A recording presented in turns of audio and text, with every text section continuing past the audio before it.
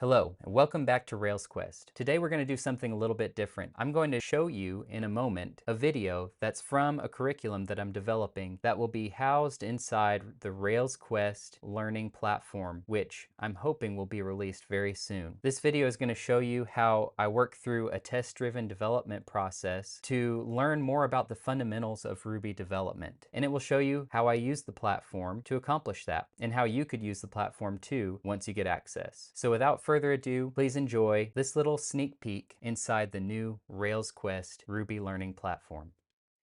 Hello, and welcome to the RailsQuest Ruby Kata course on the RailsQuest learning platform. I'm excited that you're here, and this is going to be a great time of coding and learning Ruby. Let's go straight down to the code because that is the purpose of this video. I'm going to show you the whole workflow of how this works, but quickly I'm going to describe the test-driven process that we're going to use. In test-driven development, you would write the tests, then you would run them. They would obviously break because you haven't written the code yet to support the tests. But the tests describe the behavior of the code that you're going to write. Then you know, once you have a passing test, that you have passed the criteria of at least that test and you can move on to the next one. So that's what we're going to do here. It's called red-green refactor. Let's demonstrate that very quickly. We run and we're expecting to see red. And sure enough, we have a red X down here. We have a skipped test and a test with an error.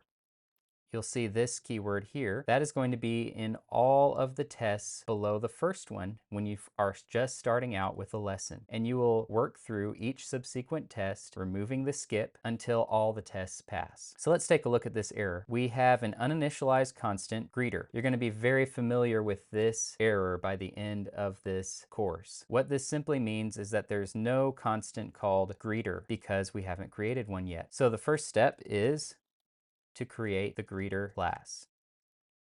Now let's run.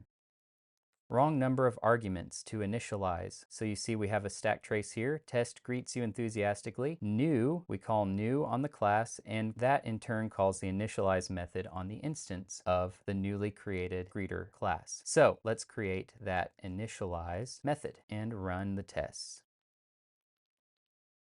Now we get wrong number of arguments to initialize, given 1, expected 0. If we take a look at the code, sure enough, we're passing something to new. So let's go ahead and accept an argument there. We should get a new error. Yes, undefined method greet for an instance of greeter. All right, that's easy enough to fix. Run. Now we're expecting hello adventurer, but instead we get nil. Well, that's easy enough to fix too.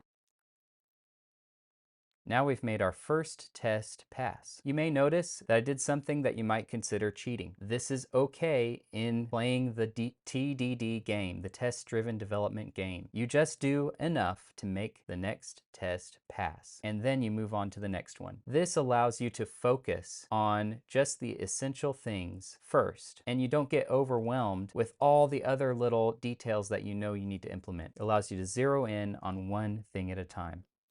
So this is the next step in the process. Once we get a green check mark, we can delete the next skip and run the tests. Now we've got a failed test. We expected to see hello other guy, and we actually get hello adventurer. Well, now we're stuck. We're trapped into actually implementing the logic, because if I just copy hello other guy in there, of course, we're going to make the first test fail. Now we expect hello adventurer. The solution is to pass in the name. Of course, we need to save that up here.